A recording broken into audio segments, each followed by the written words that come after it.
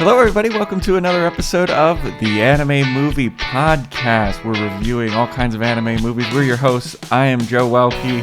I'm Kat Hamilton. And today on the podcast, we have a special guest, a returning champion. You know him, you love him from some of our most popular YouTube clips. Mr. Vance Tucker. Vance, how's it going? It goes well. Thanks for having me back. Yeah, dude, of course. We're so excited to have you back. So we have Vance back as kind of a cross-promotional thing because Vance and I have started a new podcast together. If you don't remember, me and Vance used to do a podcast called Boys Watching Girls, where we watched and reviewed every episode of HBO's Girls. But this time around, we finished that podcast. It's over. It's done. Maybe we'll have one episode additionally because I think Lena Dunham's got a new movie coming out or something. Nothing's ever finished. Yeah. But we've moved on. We've got a new podcast called Boys Watching Buffy, where me and Vance are watching and reviewing and reacting to every episode of Buffy the Vampire Slayer, which we've never seen before. This is our first time viewing it. So we wanted to have Vance over for the podcast, and we wanted to do something vampire-y, something demon-y, because we also had Vance on for Wicked City as well. And this is kind of like a spiritual successor to that movie. So we have Vance. We're reviewing Demon City Shinjuku with Vance today. It is a 1988 movie. I forget who the director is, but he directs all those crazy violent. Yoshiaki Kawajiri. There he is. Those like crazy violent and graphic classic anime movies like Ninja Scroll and Wicked City, and he's back once again. Yeah. There's a novelist called Hideyuki Kikuchi. It's a fun last name. And several of his novels were adapted to anime film by Kawajiri.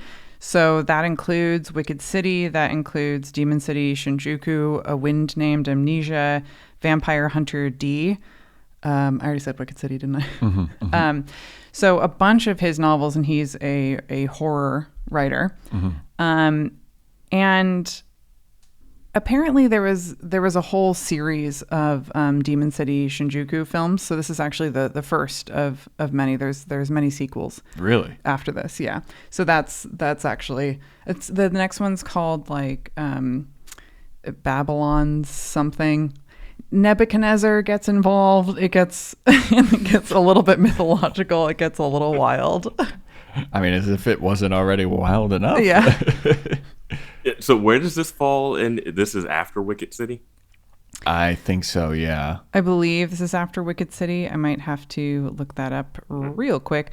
But yeah, this came out in Japan in 1988, and it was released as an OVA in the US in 1994. Wicked City came out in 1987, so yeah, this is after. And you know what? In hindsight, we should have had Vance on we should have gone down the route of Vampire Hunter D Bloodlust. Yeah, well, we can have him back. I messaged Joe to make sure I was watching the right movie. Yeah, I know he wanted to do weird. a I don't see any cross-promotion. vampires here. Well, I was like, we had Vance for Wicked City, which has like vaguely demons and vampires and stuff. And so for some reason, I don't know why, I thought this movie was a sequel to Wicked City. No, but it is written by, the same dude. Yeah. So when Vance texted me, he's like, "Are you sure I'm not going to watch Vampire Hunter D? That would make a lot more sense." I was like, "Oh yeah, it would, wouldn't it?" Yes. But we still haven't done it. We still haven't done Bloodlust. We did Vampire Hunter D. That was like way early on in our podcast. But Bloodlust, I hear, is better than Vampire Hunter D. It literally has to be. Vampire wasn't that bad. It wasn't that bad. I mean, it made some bold choices about being 14,000 years into the future. That is very bold. I do love that. Yeah. So this movie follows the story of a guy named Kiyoya, who is like a vaguely kind of chosen one type of guy. He's got some kind of, I'm going to be using the word vague a lot. He has some vague powers. And the city of Shinjuku has been overtaken by all these demons, because of a fight that happened a long time ago between a guy named Rebi Ra and another mysterious person that we'll get to talking about later in spoilers. Genichiro. Yeah. And they have a fight, and Rebi Ra wins, and because Rebi Ra wins, he has overtaken a part of the city, and it's like resurrected all these demons and zombies and all kinds of crazy shit. Yeah, so Shinjuku is the center of Tokyo, and it's a city in and of itself. In the novel, there was just a big earthquake, and then there were some demons that kind of come up. And then apparently Rebi Ra is like, I'm just going to take a nap for like 10 years. But that's when the big show's going to happen. You're like, okay. Yeah, like that fight took a lot out of me. So that part of the city is like closed off, and you know it's being run by like demons and gangsters too, kind of living next to each other in some kind of disharmony, you know. And then everything outside of the city in the rest of Tokyo is like unaffected. Yeah, it's like normal people are just like going to grocery stores and shit. But you just don't cross the line into the center of the city where that earthquake happened. Yeah. I love how the government hasn't planned to do anything about it, and it's like 3 days away. Yeah. Yeah, I mean, I don't know if he announced that there was going to be this massive resurrection where he's going to open the portal from hell into this world, and it's going to overrun and take over everything. But the government has managed to become a worldwide global thing. There's almost this like weirdly utopian thing happening outside of this situation where there's like a world president and things are pretty peaceful. Yeah, he's like solving all kinds of problems. It seems like the world's president's advisor knows everything about this. Yeah. So I think they would know that this is something they need to get ahead of. Yeah, he does seem to be aware of it. Oh, God, what is his name? Aguni Rai. Yeah, the exposition guy. Yeah, Yoda. Oh, yeah, there's so much exposition in this movie. Yeah, that's my biggest note. Yeah, I mean, there is a lot of telling and not showing. A lot of that going on. There's one that's so long and funny. Yeah, I just had to like start laughing. I think I know exactly which one you're talking about. So now we're following our hero Kyoya, and he is tasked with kind of bringing about the demise of Rebi Ra and preventing the demon takeover. And let me tell you, man, Kyoya is not a good dude. He starts the movie not a good dude. And here's spoiler alert. He sucks. He sucks. That was your spoiler alert. I'll say this. I know we all watched it dubbed, right? Yeah. Yes. So I thought for some reason I was missing something. I was like, is this Amazon version not censored version or whatever? So I went online to YouTube and found the sub version, and I went to a few key moments that might make you think he sucks. Okay. Which are a little different in the sub. Okay. Oh, interesting. Yeah. Okay. Well, that's it's a lot of it's a lot of Mandela effect situation happening here, where you're like, I thought this was different. Yeah.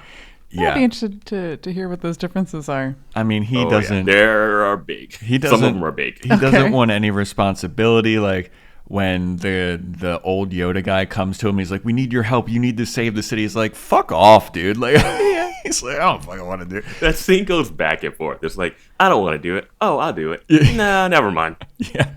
He just wants to like mac on broads, dude. Like, yeah. I mean, if you want some character development, this is the wrong movie for you. Oh yeah. If you want characters, this is the wrong movie. I feel like, well, with characters, they're just like accents count as a personality, right? Oh, and there are every different kind of accent in this movie. There's so many different kinds of accent. Yeah. Now, most of the voice actors are British, which was really funny to me. I was looking at the main cast. Good Lord. I mean, the guy who played Kyoya actually like died in 1997. He died like fairly young, but he was a Canadian, but he died in London, and he was kind of like British Canadian. And then Teresa Gallagher played Sayaka, which is the world president's daughter. Also plays a terrifying little girl that we'll talk about later. And I just love the fact that she played both of those parts. Nice. But she was American and British. And also, Chibi, who we'll talk about later, has the strangest Mexican accent. Yeah, some kind of Latino. And he's a British dude, just like from the fucking Midlands. He was on EastEnders, which is like a popular soap opera. And I just have no idea why that accent was the one that they went for to give him this like just shabby Mexican accent. But yeah, so there's a range of accents in this film that are odd. I think I saw that the lady that kind of fake scams them is played by, she played the mom in Tim Burton's, she played Martha Wayne in Tim Burton's Batman. Oh, really? I think so. That's awesome. I will also say, it sounds like every voice actor was recorded in a different recording studio with different sound treatments and different microphones, because none of it sounds correct to me, in the dub at least. And different direction. I don't think everyone's in the same movie. Fair. Because, like, Kyoya's voice sounds, like, so crisp and new, and, like, he also I think that he gave, like, a terrible, terrible voice acting performance. But just swearing like a sailor. Yeah. And then, like, Sayaka's voice actor, it sounds like it was recorded in the 80s. Like, that one sounds like it's of the time and it's in the movie.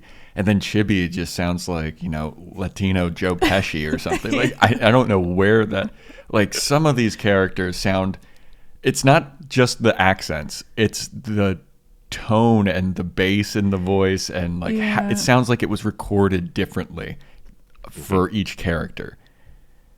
I mean, it's totally possible. I mean, I thought that Sayaka sounded like she sounded like the Disney Alice in Wonderland. Because it always sounded like she would go, Mr. Rabbit, Mr. Rabbit, and she actually looked a lot like Alice in Wonderland too. Yeah. But just had like a pink dress and didn't have like a little apron. Yeah. I mean, the voice acting in this is kind of rough. Yeah, but animation, pretty good for 1988. I thought very smooth, and most of it, hand-drawn, I'm assuming. Well, would have to be. Yeah. But too much flashing. There was a lot of flashing. Photosensitivity warning on this film. Yeah, dude, like, I don't get seizures or anything, but I even, like, had to look away just because I was like, I'm going to get at least a headache looking at this. Like, it is so intense flashing. Like, there's some scenes where, like, someone is getting electrocuted, and then they also just have flashing to do motion, and then he's, like, exploding at the same time. Like, there's so much flashing going on at the same time, and it is a headache, dude. But otherwise, like, it follows that Wicked City kind of old school aesthetic where it just looks so cool. They have great monochrome moments. They render the nighttime scenes so beautifully, and it looks so rad. And the characters look cool too. But man, that flashing is rough. Yeah, and they choose some really cool color schemes. There's certain scenes or things where somebody's in a slightly different world suddenly, and the color scheme changes. And I think that those changes are really nice. And the character designs, I think, were pretty good too. Yeah. Yeah. I agree. Yeah, I still think Wicked City looks a little better than this, but this does have that 80s feel too. Like, but they use the 80s feel like really sporadically with the music. Yeah, like it comes in and it tells you, "Hey, this is the 80s jam. Get ready." And I'm like, "All right." There's like a distinct lack of music in a lot of parts where you'd expect music to be as well. Especially one scene. Yeah, dude. Especially one scene is completely lacking in a lot of things. Well, it's not even lacking. It's lacking music, but it's also lacking like sound effects. Like there will be people in like a heated battle, and no one's like there's no like there's no like fight sounds. There's no like like for the punches or anything. It's just like that was silent. A great punch sound effect. Yeah. They do it earlier when he first meets the guy, the president's advisor, Aguni Rai, and he's like, they do a lot of that there, but then they don't really do it in much of the other fights. Yeah, man. I mean, it could use some of it too. The audio of this movie is not good. And there's at least 2 parts where a character's mouth is clearly moving, and they just didn't bother putting anything in. I went to those moments, and I know what he says according to the sub there. Oh, and really? Yeah. Okay. Yeah, because there's a scene where Chibi is just like running and his mouth is moving and you don't hear anything. Oh, yeah. And he comes to the door at some point and he opens the door and his mouth is moving. And they're like, oh, okay, it's time to go. And I was like, no words just happened at all. I went to both of those moments. I had to. I was like, this is something. I hope it's significant. Thank God Vance. It is not. It's not. Oh, no. I mean, the first one is. The first one is, actually. Okay. Right. Well, thank God Vance did that, because us as the hosts of this anime podcast definitely did not do it. We just let that go. We weren't bothered with it. You're like, oh, this is just a dubbed anime. Sure. Yeah. Just hold a shot of a guy talking and his mouth moving and nothing coming out. You're dubbing it. Just have him say something. Dude, it's so wild. It was so wild to see. I just remember that specific scene of Chibi roller skating by and his mouth moving and just nothing. There's no music. It's not like an explosion went off and you have that shell shock noise. It's just like you're watching a guy talk and there's nothing coming out. It just didn't bother. Yeah. Yeah, it's not even like the over the shoulder when they cross cut with people and you can see the person over the shoulder still moving their mouth and nothing's coming out. Yeah. But yeah. Yeah, it's not like they were trying to cheat something. Nope. It's exactly the same shot in the sub too. Yeah. I will say, so Vance, you brought up that you think that Wicked City looks better, and I will agree with you. But a lot of why I agree with you is just because there's so much more interesting stuff going on in Wicked City. There's so many demons and shit going on, and there's a lot of craziness happening. And I feel like there's less of that going on in this. Interesting. I thought that the character design was way better in this because Wicked City just has those really long anime faces. There was this time during the 80s when they decided the chins were going to be 6 inches long and pointed, and all of their facial features would be in the center third of their face. And I hate it so much. But for this film, it's like they spread the facial features out a little bit. They used the real estate of the anime face here in a way that I appreciated. The under the nose shadow was a little too dark and sometimes made it look like they had little cat noses, which I didn't love. But I just liked how they looked so much more in this. But I get what you mean about on the whole that looking at Wicked City, there's a lot more to look at. Yeah, and maybe it just also has to deal with like the plot of this movie. Demon City Shinjuku is just not as strong. Wicked City, say what you want about it, about how fucked up and crazy and weird it is. There's at least shit going on. This is the most straightforward plot that there ever was. And I'm the plot guy. Sure. I like plot. Mm-hmm. This is a little too nothing. It is very linear, and it's linear in a late 1980s video game kind of way. This is the movie equivalent of playing an SNES game. They made a video game of this in 2000. Yeah, I believe that. It's very video game like. Yeah, and plus there's some characters that I don't know what purpose they serve in this movie. Oh too. Yeah, totally. Especially one where I was like, oh, okay, this guy's gonna do something. This guy's gonna be fucking cool. Yeah. And then he just does nothing. He does absolutely nothing. And still the coolest character. Oh yeah. Yeah. Absolutely.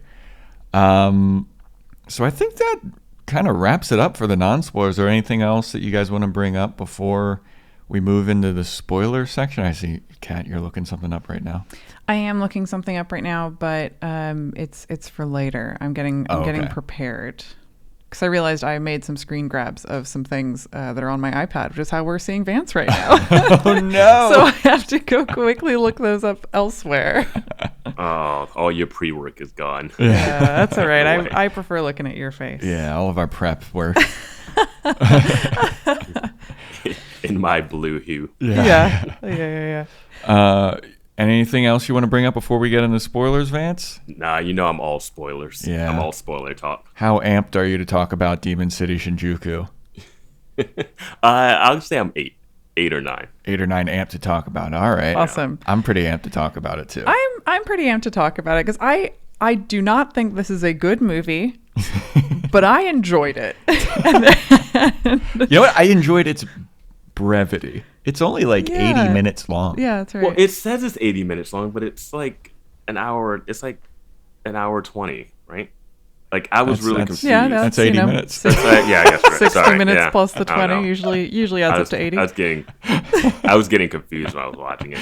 When I watched this movie, I thought like I was missing at least 10 minutes. Yeah, of, before the stuff that you expect. Before Vance watched it, he did text me like, "Is the Amazon one like the censored version? Because it's only in like 80 minutes. Like I feel like we're missing something." I don't know if we want to jump ahead or if you guys tell the story in order, but I can tell you the moment when I text you because I thought something got cut out. Okay, yeah, I know exactly. I feel like I'm of the same wavelength, and there's some stuff that I was expecting based on this guy's other movies that I was expecting to happen in this movie, and then it doesn't, and I was like, oh, okay, and I feel like that's probably where you think that stuff got cut off.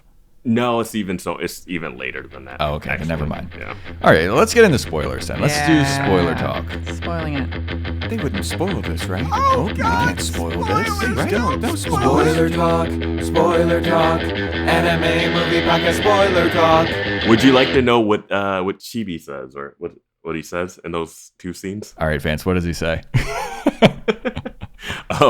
So the first time we see him, it's when he has the grenade in his hand, right? Mm-hmm. And he says, "This is for Karu, his dog." Oh, okay. Right. All right. Seems reasonable. Yeah. Totally. Don't know why that would get cut out. Yeah. That they should have totally added that line in. Yeah. Why would they omit that? Yeah. And the second one at the door, he's like, "Hey, you guys okay? Everything good?" Yeah, I mean that's about how that felt. Yeah. Yeah. But when we get to that scene, he's a little dirtier in that scene in the sub version than Kyoya.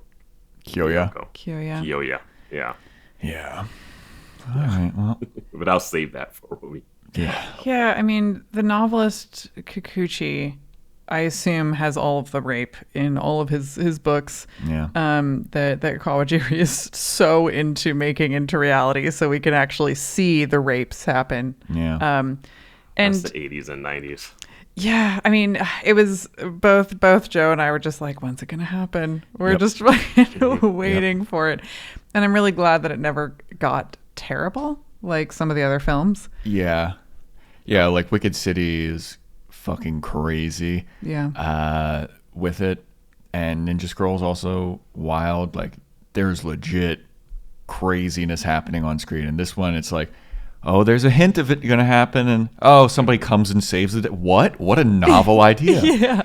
Someone saves the girl before she gets raped. Oh, okay, we're cool now. All right. And even Kyoya being like, I'm going to remove myself from this situation so I don't rape her. Yeah. It's like, oh, wow. I mean, are we trying to character build him right now? Is that how we know he's a good guy? Is this the hero here that's like, get off the bed? Otherwise, who knows what might happen?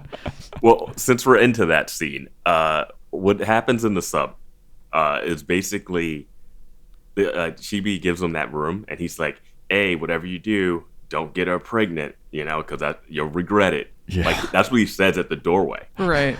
And then when our main character's in the bed, he's talking about what would the president think if we were in the bed together, and then he looks over and she's asleep. And he's like looking at her, and it's a pan down of the dress. Yeah. Mm-hmm. And that's when you hear him say all those thoughts. He doesn't say anything in the sub. Really? Oh, okay. And then he gets down to the bed. He's like, I can't believe this is happening. And then when he wakes up, Chibi shows up, and he says some stuff. And then the girl's like, oh, why'd you fall off the bed and sleep on the floor? He's like, gee, she really is so naive. She doesn't get it. Because they're playing up that whole thing about her being innocent. Yeah. Right. That pays off at the end of the movie. Okay. Like she's just so naive. Like she has no idea why he was. That makes sense. And he's not as crude And this one, he says, "What did she want me to do? Like fuck her all night?" Yeah. Fuck her silly. That was the phrase. Yeah. What is she doing falling asleep next to me? Or she wanted me to like fuck her silly all night? And I was like, excuse me? Yeah. 1994? Yeah, I mean, he's saying stuff like, what? I'm a guy. What does she expect? It's just like, fucking. Yeah. In the sub, he's just like, I'm a high school boy. I had to like, and he's talking to himself. Like, really? Like this, they don't even try to make it seem like he's talking to himself. Even though he is, it's like very loud. Were men okay in the 1990s? Were you guys okay? Yeah, I think the meaning of the scene is completely different because it makes him seem creepy in the dub version. Yeah. In the sub version, it makes her seem very naive. Like she's like, why would a guy do that? Yeah. Right. And that pays off the ending for me when the guy's like, oh, that innocent love of hers is what helped him. Okay. Because now it's just like, what is going on? Yeah. Yeah, and Sayaka's whole thing is that she is purity. She is love, and that she can solve these problems with the purity and love and nurturing, I guess. Because at the start of this film, he doesn't agree to necessarily do this Aguni Rai thing of saving the world. He's like, oh, what a weird night I've had. He's walking away, and Sayaka's like, I'm standing in a street light, and I want your help, Obi-Wan Kenobi. And then he's like, nah, you're a crazy broad. And then she's like, okay, I'll go by myself. With what? With what skills are you going by yourself into this fucking Shinjuku city? And this is what kind of kicks it off. And he's like, maybe I should go follow her. She doesn't know what the fuck she's doing. Yeah. I thought she could fight or something. Yeah. And we find out she has a ring that shoots a laser beam. Just a laser ring. Yeah. And it works once. Yeah. And then she gets rid of it. Yeah. She gives it to And Chibi. she said she can run fast, and I haven't seen her run that fast either. Yeah. Well, she's wearing like heels or like saddle shoes or like loafers or something. Like not running shoes and a dress. Like I don't think naivety is a superpower. That's what she has. Yeah. I wouldn't even say naivety, at least in the dubbed version. I mean, she's just dumb. Like, it's dumb. What is her plan? What is her plan? Yeah, I don't know what her plan is, because after she gets rejected by Kiyoya, and she's like, I'm just going to go into the demon city by myself. And she's walking around, and as soon as she steps foot in it, like, a bunch of creepy monsters start, like, following her. And then she goes to, like, there's, like, a sushi stand or something in the middle of the city. How is this guy working at the stand? It's like outside. Like, what is his business spot? Like, he is hemorrhaging money in Demon City. Yeah. But then she obviously gets duped by some guy that's in the Demon City. He's going to take advantage of her, and then he attempts to rape her. And this is when that man is credited as rapist. Great, fantastic. Oh, that's all he needs. That's an accurate title. So he's there, and he's trying to rape her. And then this is when me and Kat were watching it, we're like, oh, there it is. There it is. And he rips her top open, so we get a little titty flash. Yeah. And then, behold, Kiyoya shows up, which was a big surprise. I mean, like we said earlier, usually in these movies by, what's the director's name again? Kawajiri. I thought it was Kawajiri. I didn't want to risk it. But Kawajiri's movies, like, the rape happens, but not in this one. So step forward, progress. Yeah, they treat it just like Akira, you know? Yeah. Almost there, yeah. Yeah, so Kiyoya shows up and he beats up this guy, and she's like, oh, my white knight saved me. And he's like, listen, you dumb broad. Like, I only came here because I knew you were a dumb broad. And it's just like, this is our hero? And her top is unripped. Yeah, that's true. Her top magically goes back together, which I was impressed by. I just imagine her in the corner sewing it really fast. Or putting it back together with her power of naivety. That's the scene where she uses the ring. She's like, I'm not completely defenseless. Yeah. And she cuts him, and he has like a metal body part or something. Yeah, I don't know what that guy was. I guess they're cyborgs. I was like, I don't. And I was like, that's it? You're not going to try to use the ring again? You just gave up after that? Yeah. Like, keep blasting that's your away. Fight? That's your fight? Yeah. Yeah. And then that guy gets like he gets beaten up by Kiyoya, and then he gets like swallowed up by another demon. And that's when like all the actual like crazy demons shit starts to pop off. That's also when Kiyoya karate chops him. Oh yeah, he says judo chop like he's Austin Powers. and then the guy just goes, ooh, just like drags down the wall and faints.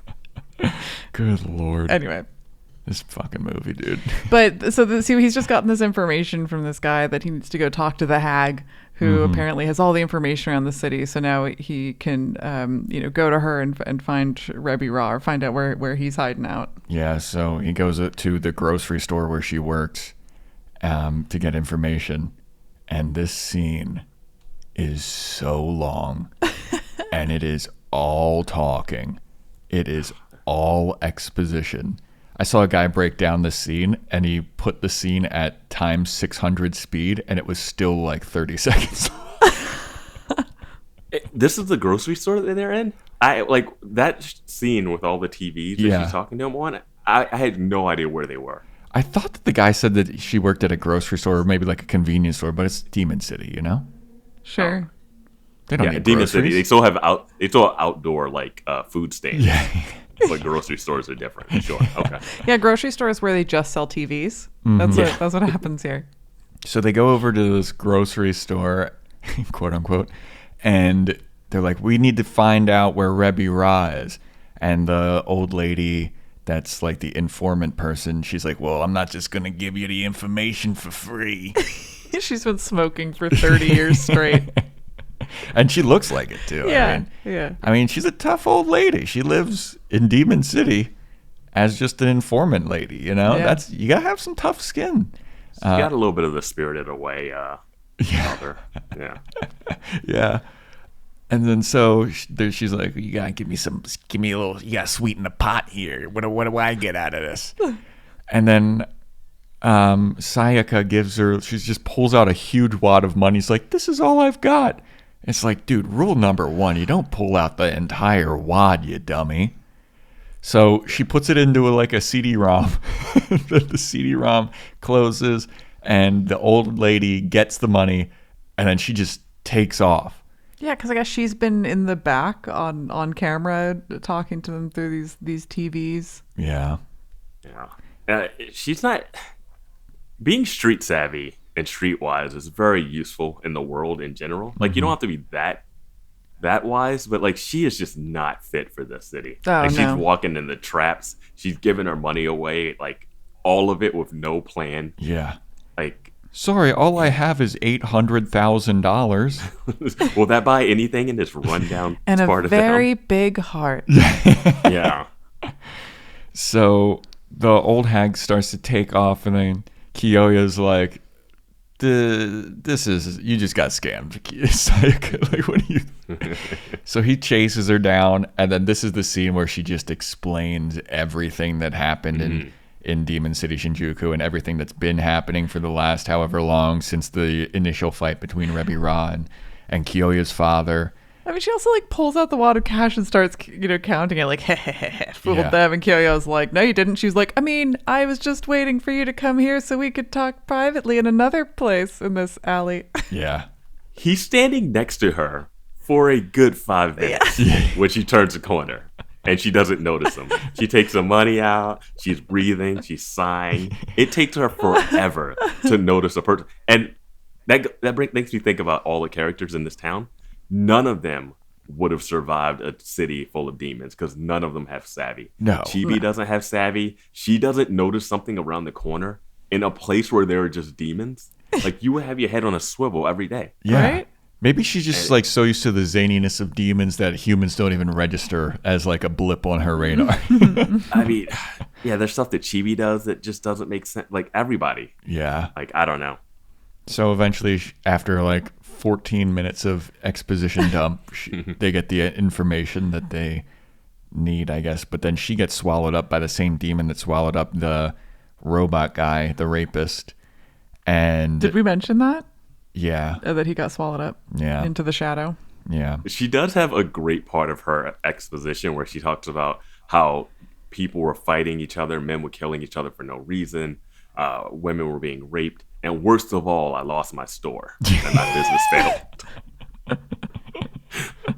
Just the most selfish hag. Oh, God.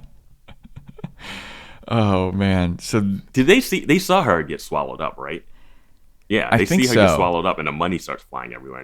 No one grabs it. Yeah, the money starts flying, and there's like 4 screams. Somehow, it's not just her scream. There's like 4 screams as she's getting like sucked into this wall. Yeah. And that's when we get this massive like pothole that forms, and we see this like ground demon who's like part crab, and then he's got like a mouth and his belly button. Yeah. Yeah. And this is where I'm kind of like, Wicked City did it better. Like the demons in Wicked City look so much cooler and they're so much more threatening and intimidating than the demons in Demon City Shinjuku. Like this guy, he's crazy looking. I'll give him that. He's a crab man with a mouth belly.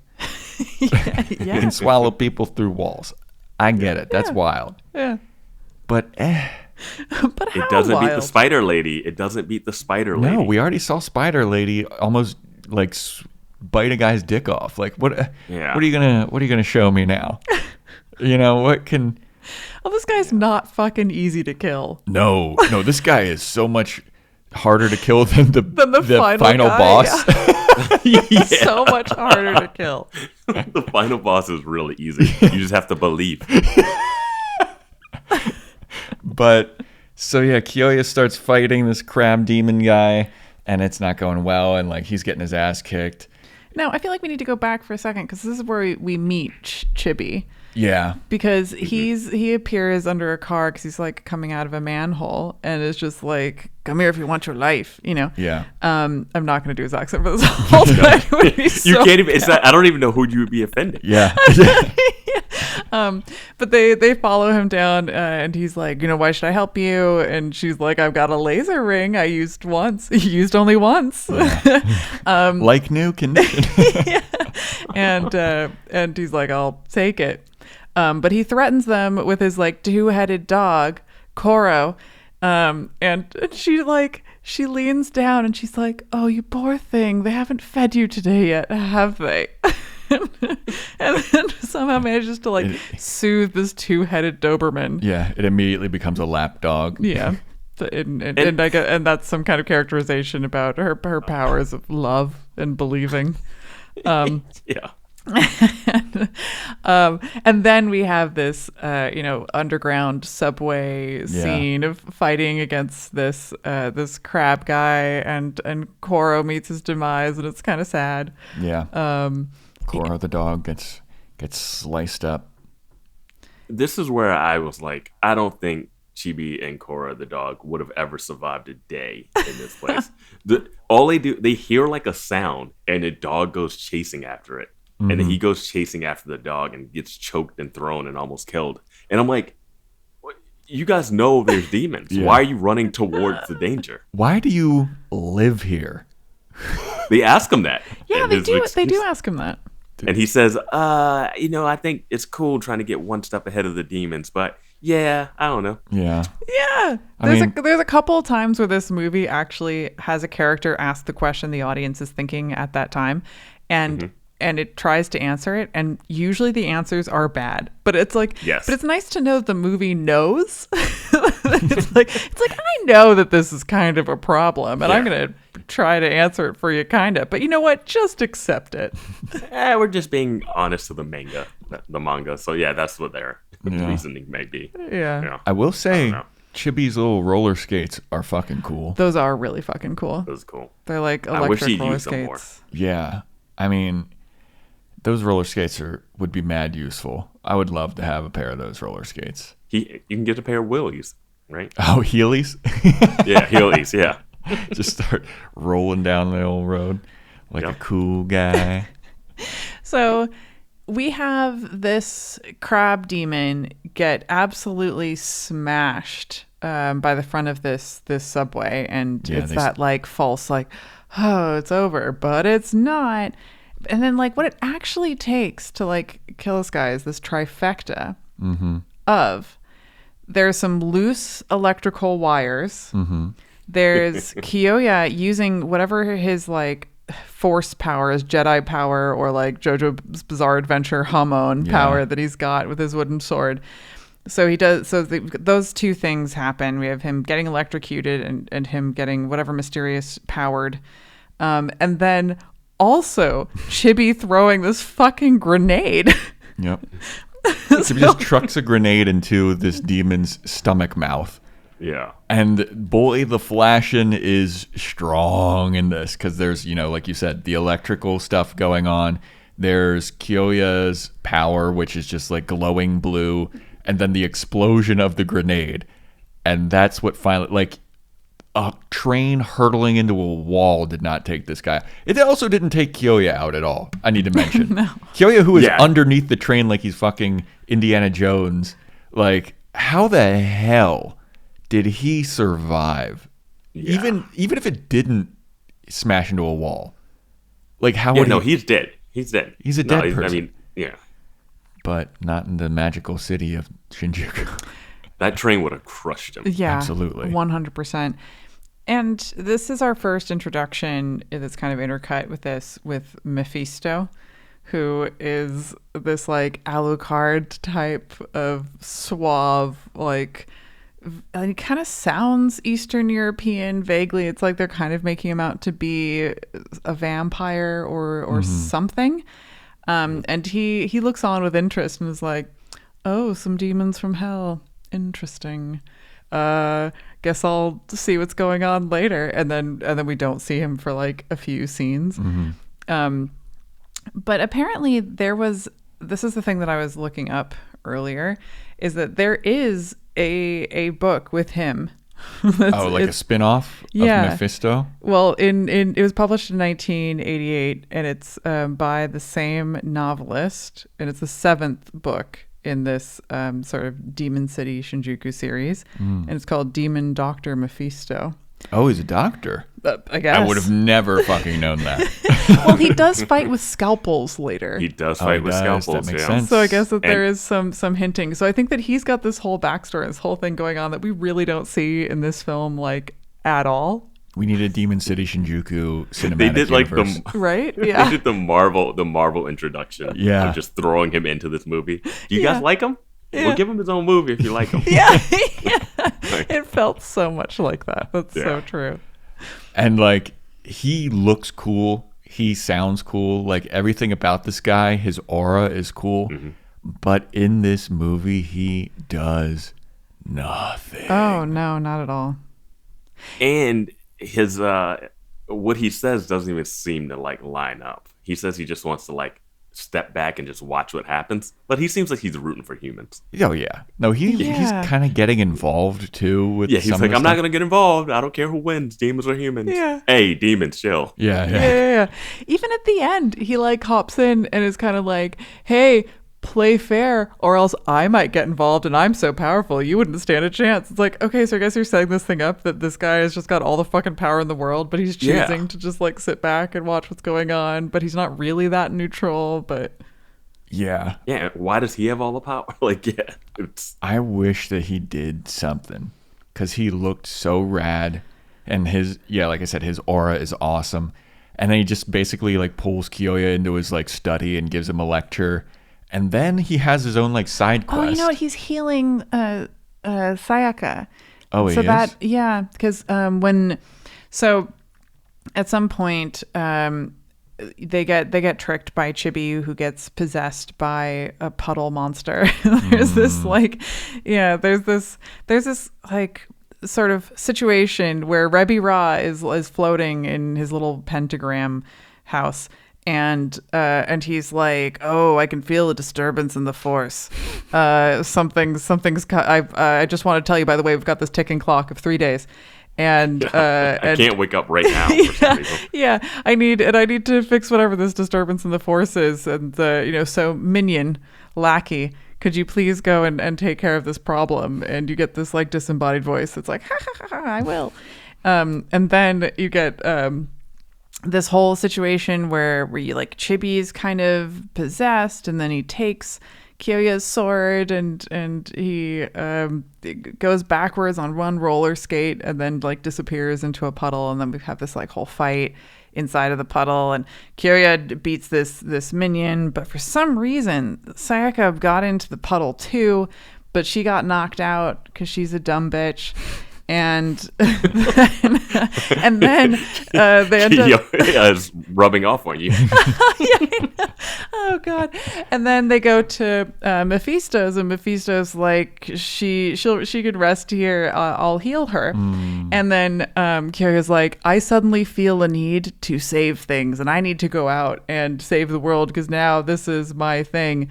And there's something that Mephisto says. He gets kind of philosophical, and he's like, why wouldn't the humans want the demon to come into the world? Because the humans all like to kill each other, and be violent, and that's what humans want. And then Kyoya goes like, listen, I shouldn't trust you because of all that weird shit you just said, but I'm going to leave Sayaka with you anyway while she heals because I have to go save stuff. And it's like, why? And I think that's another time the movie's like, oh, the audience might wonder why would he leave Sayaka with him if he's just said all this weird kind of creepy shit. And so they're like, we have to acknowledge this, but we're also not going to give a good reason for it at all. And to go back to the puddle monster thing, because Chibi is just possessed, but then he wakes up and he thinks he's wet the bed, so he didn't really betray them. Right. They shouldn't know that later, I don't think. Yeah. They just agree to work with him again after seeing what happened. I do think the puddle monster is my favorite monster design. Oh, tell us why. In this one, I don't know, the three-eyed look, the way it was moving around underwater, and I don't know, all of that visually just worked for me. Yeah, and especially even when it gets destroyed, and then it has the other eyes that it's shooting giant eye things at him. I don't know. That just worked for me a bit. My question was, why did she need to get help, but he was getting sliced up and didn't need any healing at all? Well, I was confused as to, could they breathe underwater or not? Or is it really water? Like, 'cause I was watching it and like the demon is pretty cool. Like it has illusions and stuff going on. And it's like, which one's the real one? I have to attack the real one in order to defeat this thing. And Kyoya's getting his ass kicked. And that's actually some strategy. First time we heard any kind of strategizing. Yeah, and Kyoya's getting his ass beat, and then they finally beat the demon, but somehow Sayaka is the one that needs to be healed. Like, no, dude, like he just went through the ringer fighting this puddle monster. Yeah, because she got the eye on her back for a second, and I guess that really took it out of her. I guess. Did this remind you guys of a movie you did recently with the puddle? The girl staring into a puddle. Ride Your Wave. Oh God. Yeah. I thought it would give you guys flashbacks to that movie. Oh God, PTSD. Not unless they started singing at the puddle. Singing terribly at it. But she somehow goes into it and rescues him when he's half drowning, half injured. Yeah. I don't know. And then she ends up needing the rescuing. Yeah. But when she's at his place, when she's at Mephisto's place, there's a moment where he looks at her and that piano music plays to say, oh, they love each other while she's like injured and sick. Mm-hmm. And it just comes in real hard. Oh, yeah. Well, it's like, I feel like so over the top. There's so many anime movies where the love story comes in out of nowhere. It's like they've never exhibited any kind of feeling toward each other. Like Kyoya and Sayaka have no fucking... There's nothing between them. Like we've just seen the clamshell bed tension. It's not. Well, this is even before that. No, this is after. Oh, it is. This is after. Oh, okay. Yeah, because the puddle monster thing happens directly after that night they spent. What a crazy scene for them to go and sleep it off. Yeah. Like, just have this be one night. I don't know why there's a whole like, oh, we're just gonna take a nap. Because they have to build up to that love story. Yeah, that non-existent love story. Like, I know that anime, a lot of times, like, the love story comes from out of nowhere, but, like, this one was just like, it's because she loves him. It's like, how? Why? Out of what? He saw her on TV and creeped on her. Yeah. I thought she was, like, 12. I thought she was 11. Yeah. I thought that she was 11. And I thought that he was, like, 23. I didn't know that, but he's wearing like a schoolboy's uniform, so it would make sense that he's like 16. They said was he that his teaching? dad Was he teaching a class? Yeah, he was teaching a kendo stick class. It looked like. Okay. They said that the president Kenpo. was 40 years old. The world president was 40 years old. And they're like, it's so impressive that he became president of the world at only the age of 40. But also you think, like, how old is his daughter? Yeah. She could be very young. Yeah. I don't know, man. 15 if he had her Probably. at 25. Yeah, I mean, that's a very typical anime age. Yeah. See, I'm good at math. Yeah. I'd like to talk about Mephisto's side quest in this movie that has no bearing on the actual plot at all. One of the best scenes in the movie. Absolutely one of the best scenes in the movie. Is this the attempted rape of Mephisto? Yeah. Okay. Yeah. So this demon... Attempted rape of Kiyoya. Yeah. This demon Kiyoya, lady yeah. is kind of creeping on Kiyoya and following him out of the building, and Mephisto's like, your fight is with me, ma'am. I might be more your type. And she's got the most ridiculous red afro mullet. Oh my god. It looks like a redheaded version of Dolly Parton. Yeah. And I feel like this demon's face goes back to that Wicked City face that you were talking about earlier, where everything is like scrunched in the middle and the chin is like 9 inches long or whatever. Yeah. It's very odd looking, but Poke an eye out with one of those things. But this scene is so rad, and Mephisto like kicks ass. The demon's interesting and has like Mr. Fantastic stretchy powers, but also can spit acid or something. Yeah, I guess she just has like sulfuric acid loogies. And there's more sexual tension that works in this scene than there is with the lead. Absolutely. Like, honestly. Well, because Mephisto's sexy. Oh yeah, Yeah. Mephisto's sexy as hell. And I just love that. I'm like, oh, do they know each other? Do they have a backstory? That's what I was thinking. Like, are they going to have, like, the tension here? Like, are they going to have sex? Are they going to kill each other? It's so good in this little scene where you don't know, like, what they're hit. Like, when he stops her from going, it's like, oh, he knows this demon. He's like, stop playing. Yeah, I mean, and there's good sexy moments where she's doing like light bondage with her like bendy power, and then he's like, "You better be careful. Some dudes like it rough." And she's like, "Oh yeah," and he's like, "Yeah, scalpel." Yeah. Yeah, it's just like, what? And then it blows up and it blows half her body off. Yeah. Yeah. And then the fight really starts to kick off, and like there's all kinds of interesting things happening. And I thought that this is where it was gonna be revealed that Mephisto is like some kind of good guy demon, like good guy vampire or something like that, but not really the case. But he has his own like kind of magical scalpels that he's using and fighting and blowing her limbs off and cutting her in half and all this shit. And cool as a cucumber. Yeah, this man. He's awesome. And then she somehow like pins him down, and she starts to like drool her acid spit at him. And he's like, "What you got there? Is that sulfuric acid?" Smells like a little sulfuric acid you got there. And she's like, "Yeah, what about it?" Drool. And he flips on top of her, and he's like, "It doesn't go very well with that. Alcohol." shot. And I didn't know if he needed to kill her right there. I don't know. It seemed like they were having a good time. Yeah, I mean, I feel like at a certain point her boob was out. Right? Yeah. I mean, I think she kind of definitely went into whipped that stretchy mode and brought her own boob out. Yeah.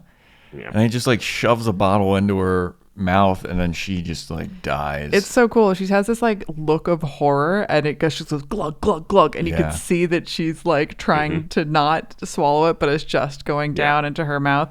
And it's like when you're at a water cooler and you just watch the like glug glug coming down through it.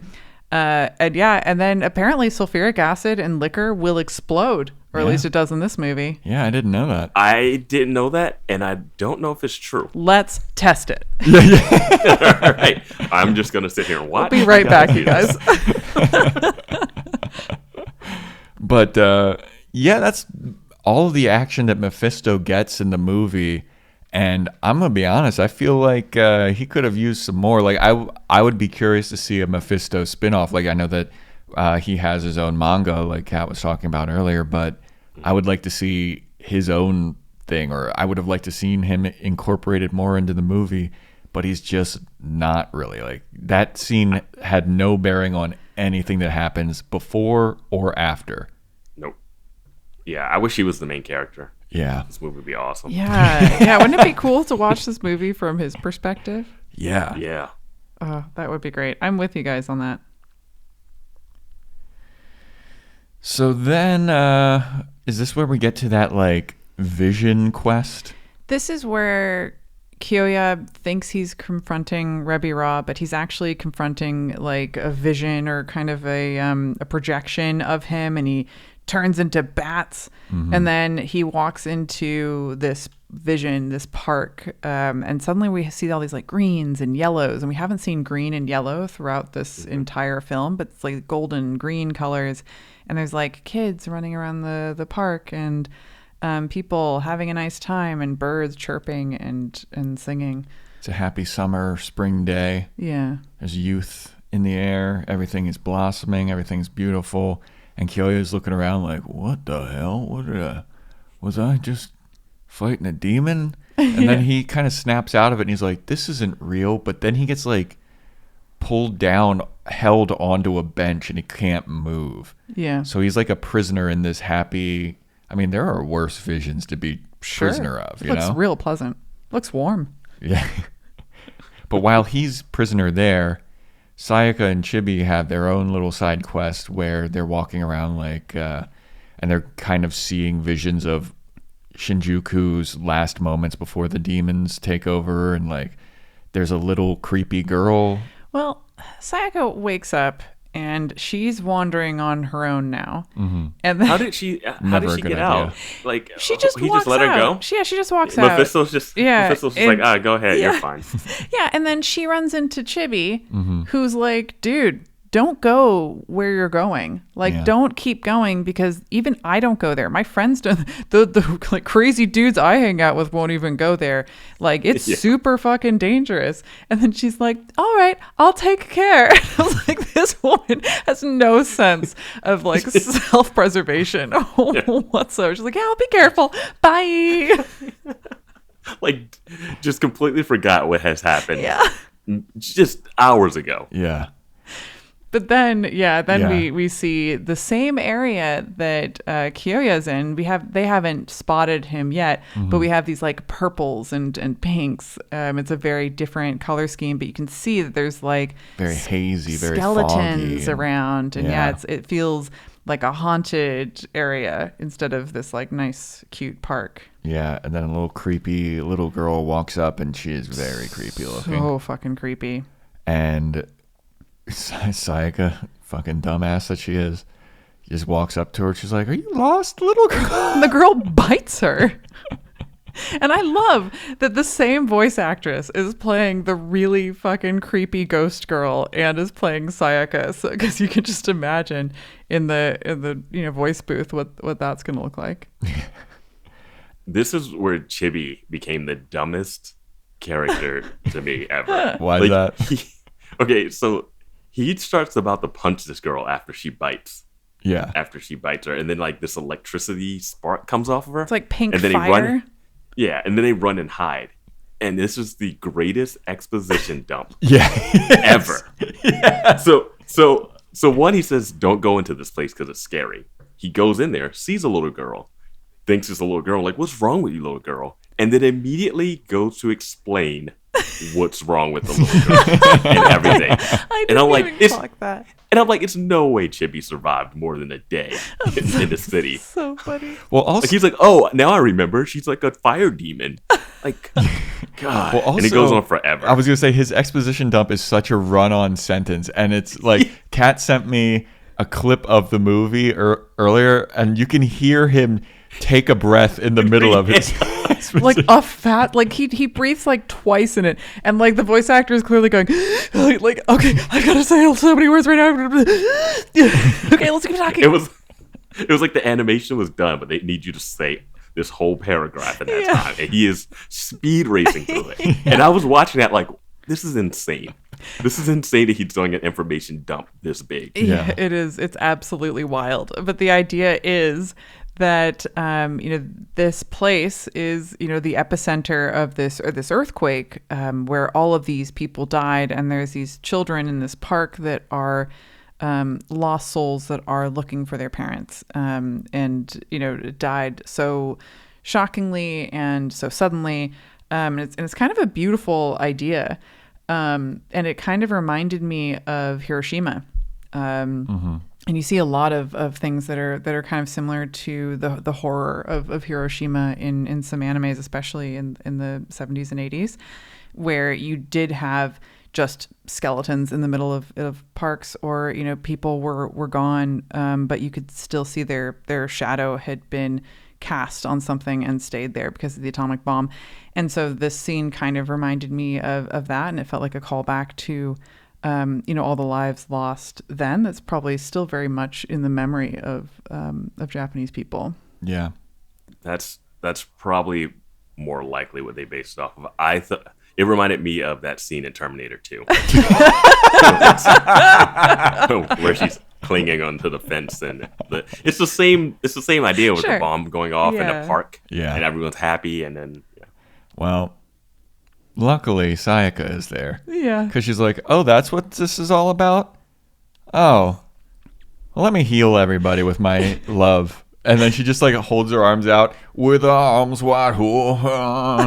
And then she's like, I love all of you guys. Stop being like this. You don't need to be like this. And then all of them are just like, yeah, okay. All right, you're right. And then they all like go to heaven. Like immediately. Yeah. They're shooting her and cutting her while she's like, I mean, Kiyoya just like fucking walks into this massive wall of pink fire that's being created by this little demon girl, who, by the way, was standing there and still like, kind of cute, but very creepy. And then just kind of opens its mouth slowly and just goes, and then just fucking turns into this firewall. And Kiyoya's like, oh, that's my cue. And he gets up from his bench and walks in a sort of hypnosis state into the fire, and she's trying to stop him, and then she goes and she's like, I guess I'm just going to be like a self-help meme for a second here, and she's like, you're worthy of love. You're deserving. The girl wants to find her mom, and she confuses Sayaka as her mom. Big mom energy, or though. something. Yeah. And then it's just like, oh, I'll help you. She says the lie, I will help you find your mom. Yeah. Yeah, that's true. Yeah. And I was like, ooh, once they give in and you can't find the mom, it's gonna be hell to pay, literally. Yeah. I mean, but baby girl chills out and the fire all goes away, and then Sayaka's just cuddling this skeleton of a child. Yeah, and it's that was kind of horrifying. Creepy. That was very creepy. Like when she's just disintegrating away. Yeah. And she's wild. like, that's right, rest in peace. And I was like, oh my God. And Kiyoya was given a soccer ball to play with the kids, and when he comes to, it's this little kid's skull in his hand. Yeah, instead of the soccer ball. And that he crushes when he when he crushes when he's like, I know what I must do now. Oh God. I mean, they did it, not me. Oh, and then so now it's time for the final showdown. Wait, before we get to the final showdown, okay, this is the moment when I had texted you. Oh, okay. Because they're in the park, they look at each other, and there's this longing look between the two of them with no sound and no animation on the faces. Yeah. And it's just like a shot of her and a shot of him, and it just holds. No and music. Then later, and then later Chibi's like, hey, are you guys done with that love scene? Yeah. we gotta, it's the gates over here. And I was like, wait, what just happened? They did not that show was love, any Vance. interest That's in what each love other. looks like. Yeah. Just two people staring blankly. Purest form. And I'm like, this is the guy that did Wicked City? Like, what am I missing? What weirdness just got cut out? I think no, this is what it is. I think I was just so into the mode of this movie of like ADR not showing what's happening, like certain things like not adding up, or like certain scenes not paying off, that didn't stick out to me as odd. Like I was already like, in. This seems. I was like, oh, this is just how this is. There's like long times of there's no music at all. There's no sound effects. There's no.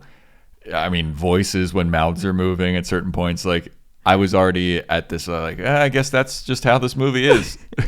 I mean, just bring the piano back from the scene when he's at Mephisto's. And looking over at her sleeping. Yeah. He spends a lot of time looking at her sleeping in this movie, I just realized. More often than, most films. Yeah.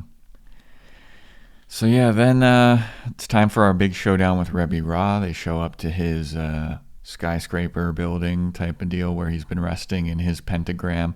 And they show up for 10 years. And they show up just in time for him to wake up. Like, it's perfect timing. Now he's like, oh, it's time now for the demon rising. And look we have a perfect virgin sacrifice. Yeah. He grabs Sayaka and he bonds her with magic rope or whatever and starts floating her. Kyoya's like, no, I'm gonna fucking beat you. And this is where, we've gotten the fact that Kyoya's father is the person that is defeated by Rebbe Ra at the beginning of the movie, which was a great opening scene. Oh, yeah.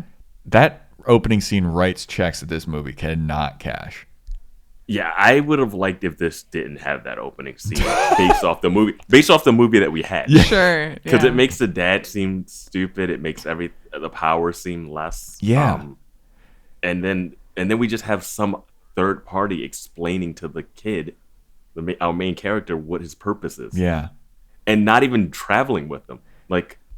It's like Yoda without even the training. It's because apparently, hey. and they try to explain that too, because they're like, well, he can't leave because otherwise the flower vines are gonna kill the president of the world. Yeah. It was like, wait, he's like, well, if the demon comes, he'll destroy the whole world. But if I leave you, you're our only hope as a human. So I can't leave you because you'll die. And I'm like, how is this president? Yeah. Keeping the whole world together. Yeah.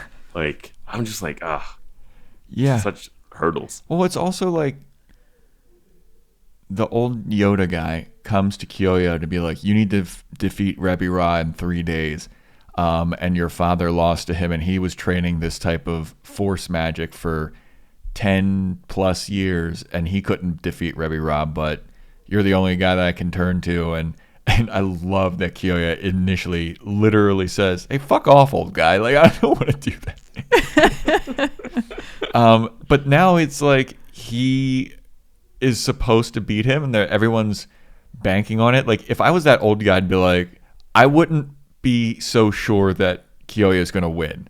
He sends him into the demon city, and he's like, he's got it. I'd be like, if it was like, he's our only chance because he's the only one that knows this magical, mystical thing, I would be more on board. But that kind of is what he's going for in the beginning when he appears to him. Yeah, but it's more like, I have faith in you to do it. But I would have loved behind his back, he's talking to the president. I don't know about this guy. I feel like he said he wasn't sure if he was going to be able to do it. Yeah. Oh, he did? Yeah. Yeah, he was basically, all they do is talk and then undercut their own statements. He does seem to have a line that's kind of I don't know if he can, but he's the only person who could. Because I was watching the movie. How is this guy not known? Why are they not training other people in this martial art? Yeah. No idea. They're not doing any preparation. Did we mention that Aguni Rai was the sort of master of both Kyoya's father and also Rebbe Ra? I didn't know that. Yeah. Huh. So the idea is that he trained them both in this art of this Jedi Force stuff. And most people, when you are trained in an art, you find someone to pass it down, an apprentice or someone to train to carry on that martial arts skill. And instead, he said, I'm taking my money and I'm working with the president. Yeah, I'm just going to go hang out with the president now. I'm taking the cushy office government job. Yeah, that is exactly what he did. Even the Sith have apprentices in Star Wars. Yeah. Yeah. So, yeah, I guess I was just not paying attention during that whole kind of explanation. I don't blame you. I zoned out every time they cut back to that guy. Yeah. Because he's just sitting there talking to the president who's in a Jesus cross pose against the wall with nobody else there. Yeah. He's the president of the world. He has no other people. And also, they handed the president of the world the bouquet outside of the airplane. And so there must be some amount of moving they can do with him if they were able to take him to the top of a skyscraper so that he could do, sort of Jesus pose there. I don't know. How was he able to tell that the flowers were like he's watching it on TV and he's like, "Don't take the flowers." Like, how did he know that the flowers were a trap? I don't know. Classic Shinjuku roses, you know? Yeah.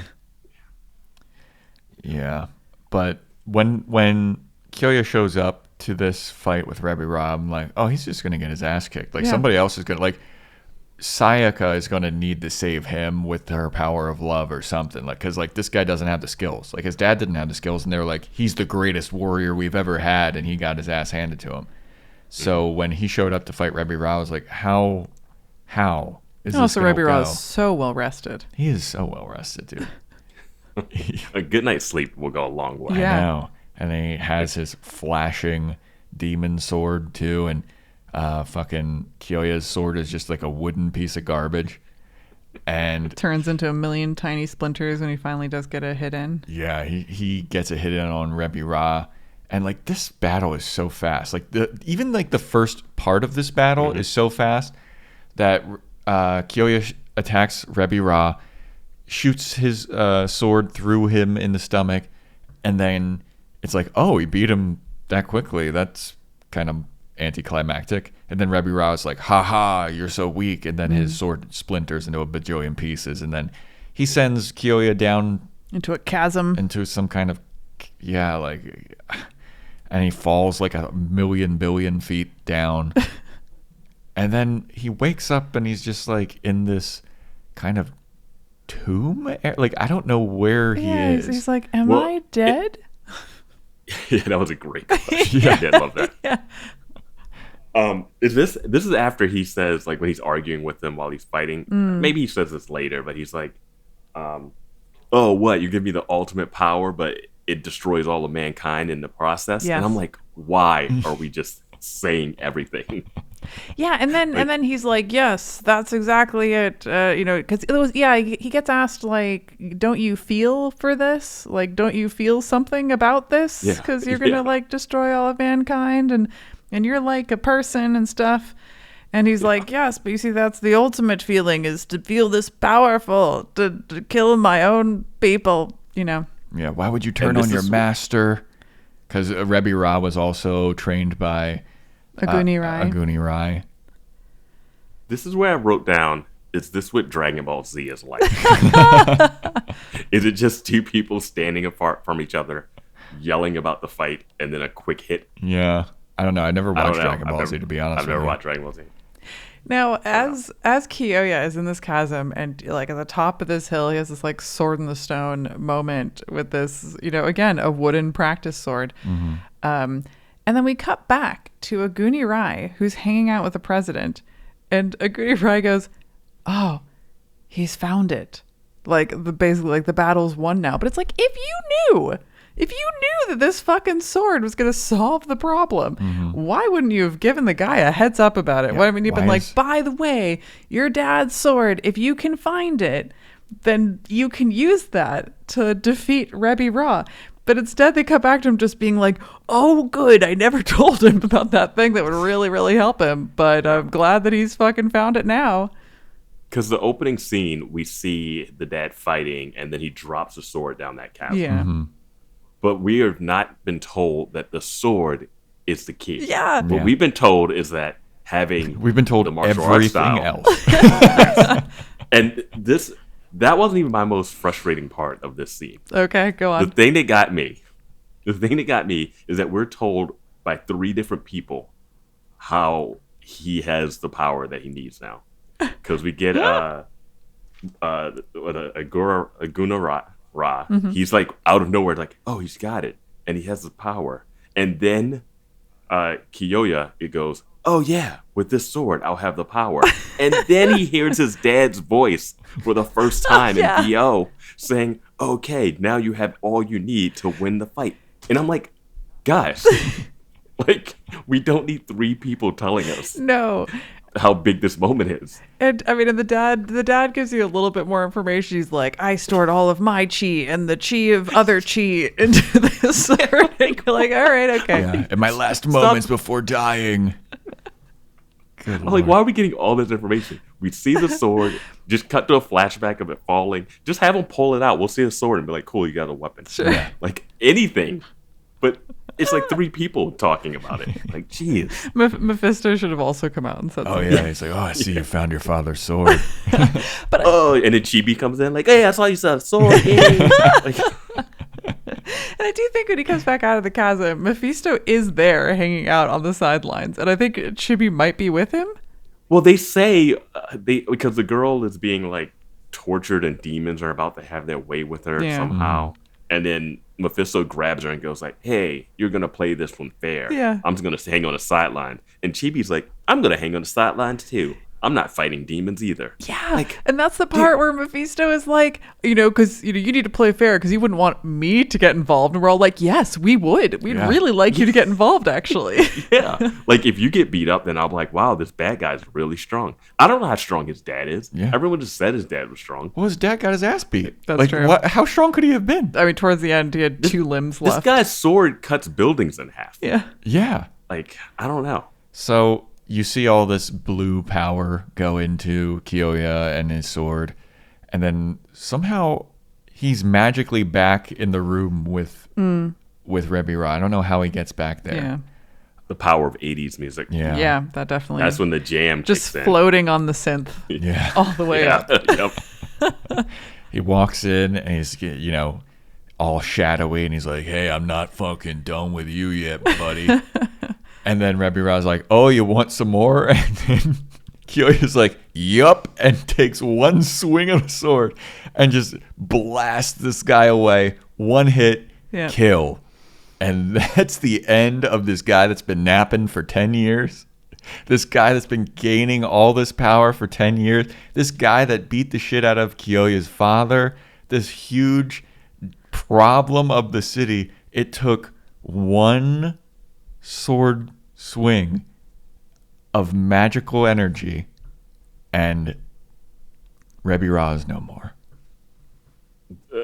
The movie did that thing that's been doing the whole movie, where it has stuff and you think it's going to be one thing, and then it's not, and then it goes back to being that thing. Because he hits the ground, the laser beam goes through him, his body starts to split, and you're like, oh, wow, that's going to be crazy. And then it goes back to normal for a beat. Yeah. And you're like, oh, wow, even that superpower wasn't going to be enough to kill him. And then you're like, no, it is. Yeah. And he blows up. You're just like, yeah, because what? I've seen so many anime, especially where there's demons involved, where like someone will slice the demon in half and then it'll like fall apart. And then you're like, oh, that's crazy. They just killed that guy. And then like the organs inside like pull themselves back together. And then the guy is back. Like that happens in JoJo's Bizarre Adventure. Like that happens with Dio. Like he cuts him in half, and then he just pulls himself back together. And he's like, no, I'm not dead. And like I thought that's what was going to happen, because you can't just have a 1-hit, 1-kill situation. And then he pulls himself back together, and then it's like, oh, wait a minute. No, we this movie can only be 88 minutes long. We can't have another couple minutes fight scene. No, Rebira, you're dead. You're done.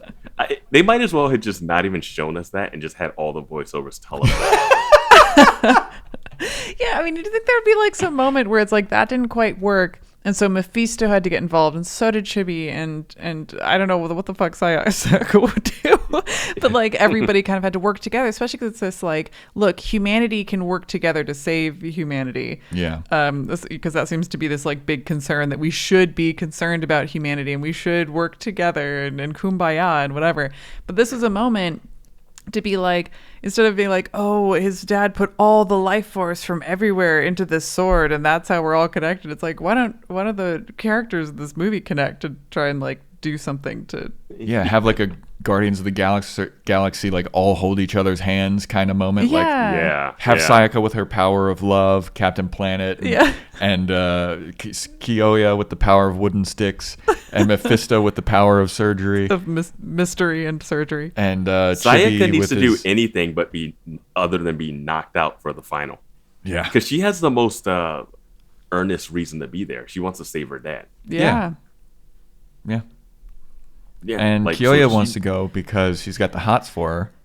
That's literally the only reason he goes. That's true. He saw her on TV and was like, "That's a cute babe." And then she asked him for help. And he's like, "No, fuck off." And then he's like, "Oh, whatever." He saw a cute girl from TV. Yeah. Right?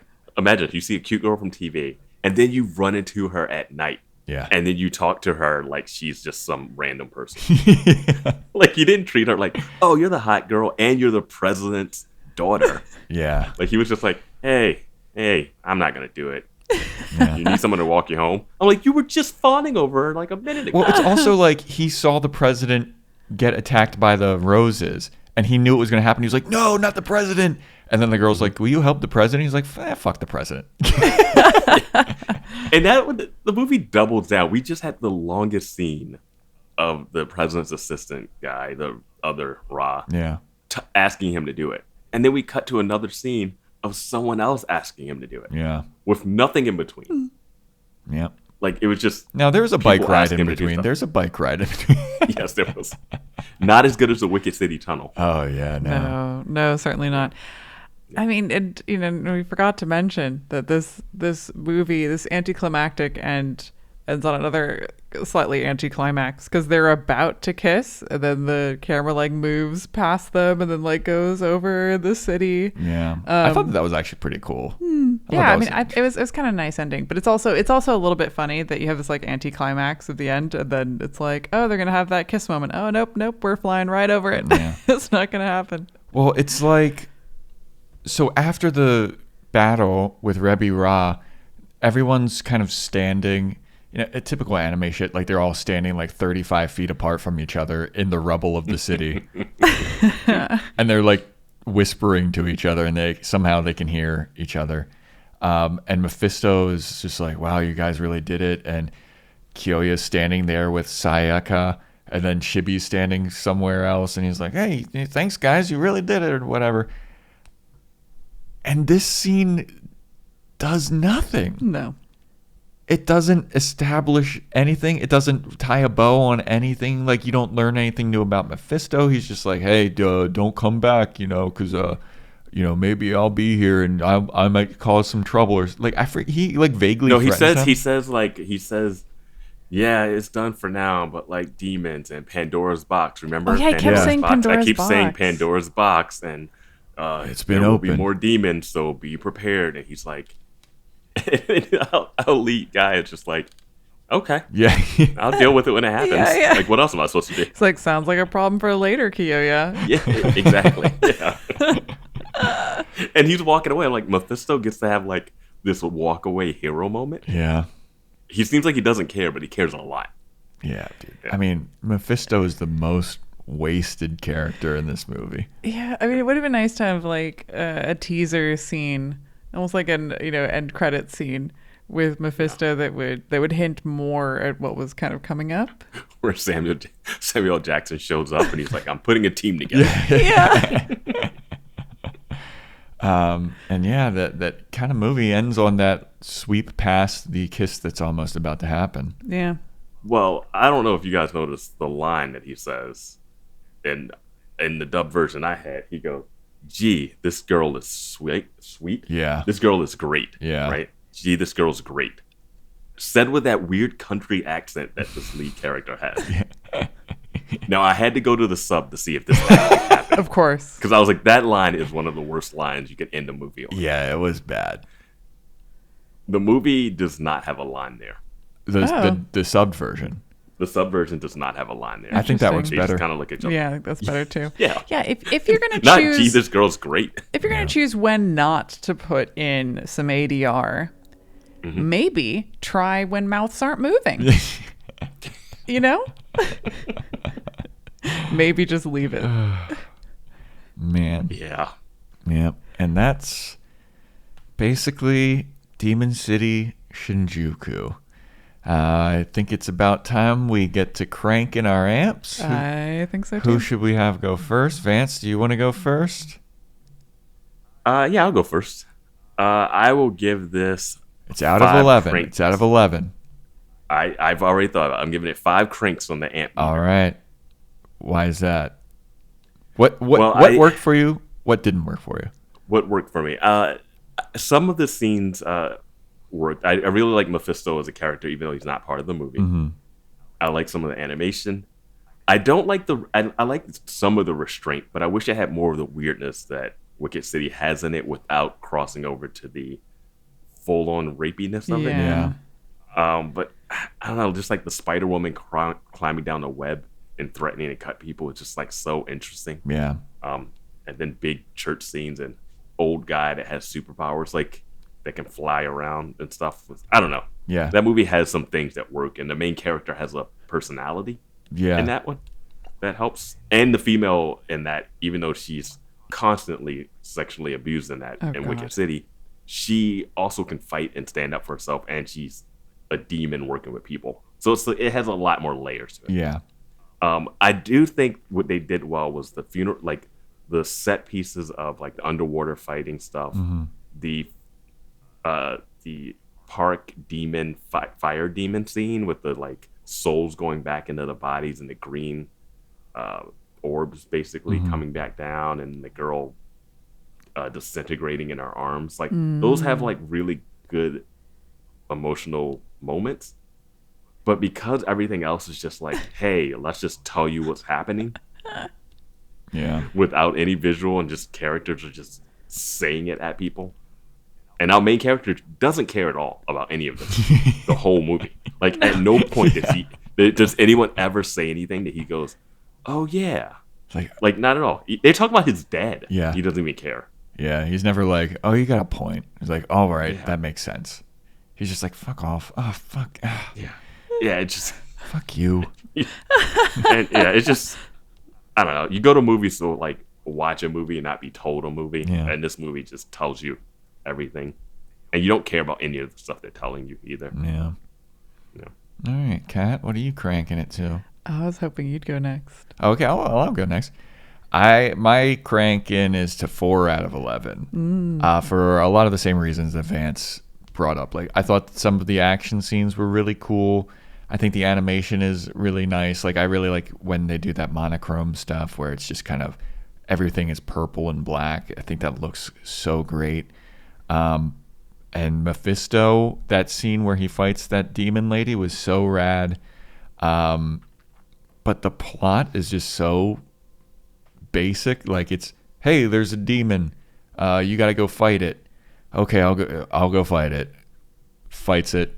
The day is won. Like, it's so, there's no twists. There's no reveals of anything going on.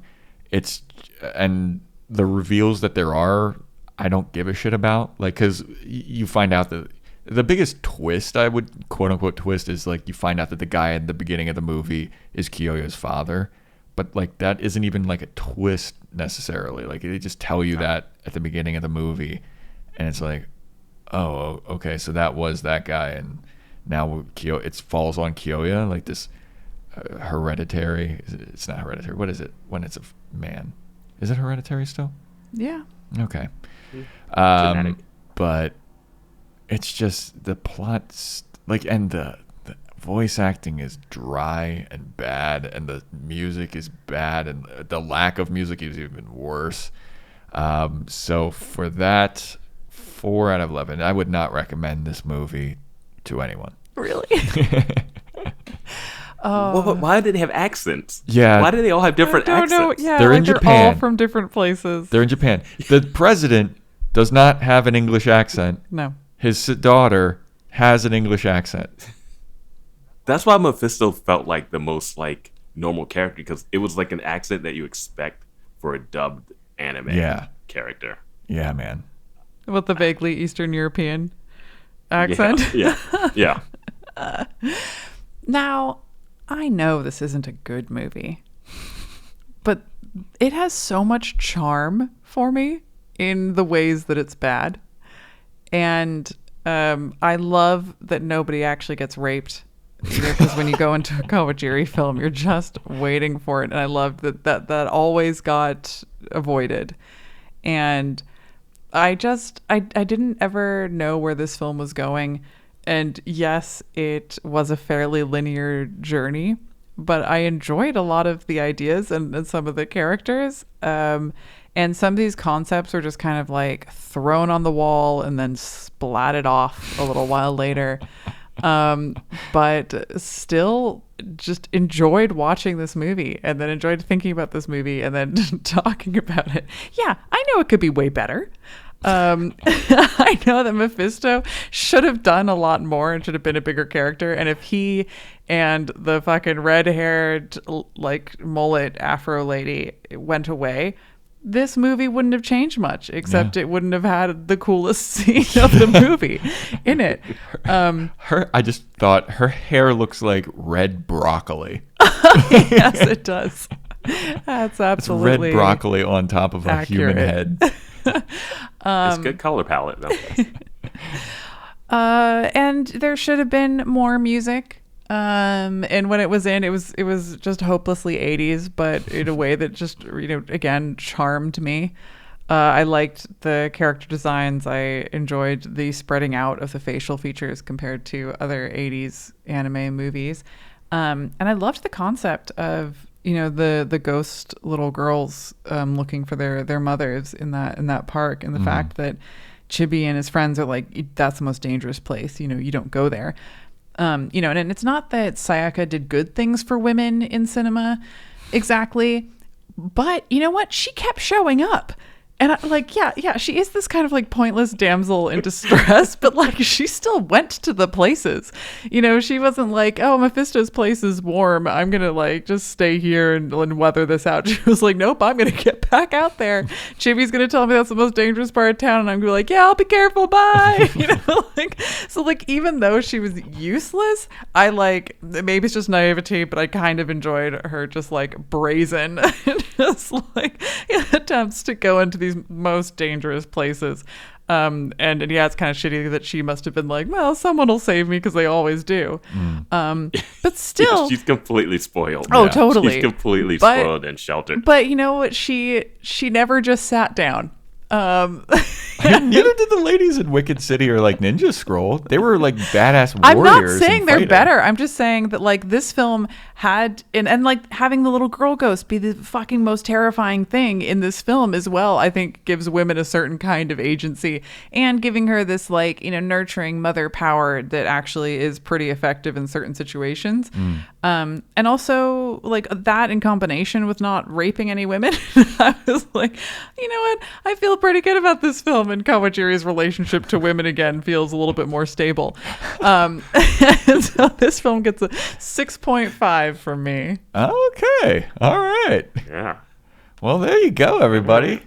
I was not expecting that from you. I mean, she still gave it a 6.5. Yeah, but all right. Well, thanks, Vance. Thank you so much for joining us for the Demon City Shinjuku podcast. We'll have to have you on again for Bloodlust. Yeah. That would make so much more sense. Oh, is that a vampire one? Yeah. It's a vampire one. And again, Vance and I host Boys Watching Buffy, where we watch and review every episode of Buffy the Vampire Slayer. Do you have anything you want people to follow you on Twitter or anything, Vance? Yeah, it's on Twitter. Is that Vance? Yeah, follow me on it. There you go. I put some stuff up there every now and then. And Buffy has demons, so it works. Buffy has demons. Yeah, Buffy still a crossover. So sure, there's demons. Why not? It still happens. There's demons. This is the part where we give exposition as to why this crossover works. Yeah, we have to explain. If all three of us could give a reason. We just have to have Vance on for every Kawajiri film. Yeah, that's right. Yeah, just the dregs of anime movies.